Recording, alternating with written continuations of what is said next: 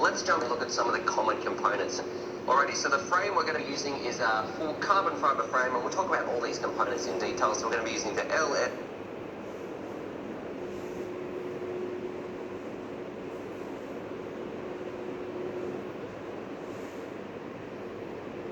Okay, so what we have is the ZMR 250 version 2 carbon fiber 250mm racing drone frame. This guy is purchased off Banggood for about $36. And the question is this really carbon fiber? Because $36 for carbon fiber is One more ridiculous. step where they're assembling. नीचे का last में यहाँ assembly दिखा रहा है.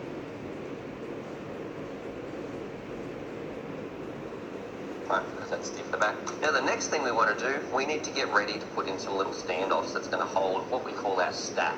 So that's where our PDB, our power distribution board, and our Anything else, ESCs, Kushal? which are these electronic speed control.